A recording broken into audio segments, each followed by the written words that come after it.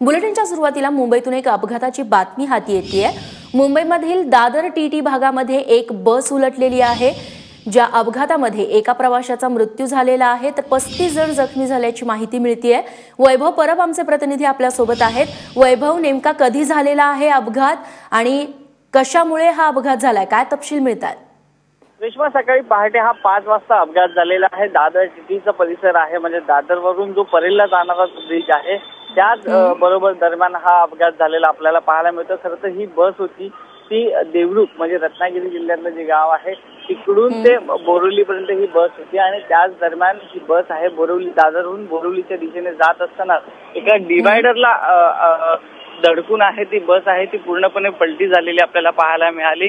जवळपास 35 प्रवासी आहेत त्या यामध्ये जखमी झालेले पाहायला मिळत होते आणि त्याचबरोबर एक व्यक्ती आहे, एक इसम आहे तो या दुर्घटनेमध्ये मृत पावलेला आपल्याला पाहायला मिळतोय।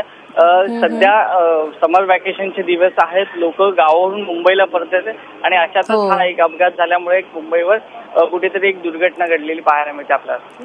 निश्चित वैभव, अगदी थोडक्यात सांगशील, जे मृत पावलेले आहेत त्यांचं नाव कळालंय? अद्याप त्यांची माहिती पोलिसांकडून कळलेली नाही। पोलिसांनी फक्त एक मृत असल्याचं जाहीर केलेलं आहे तुर्तास। निश्चित वैभव, धन्यवाद तू दिलेल्या माहितीबद्दल।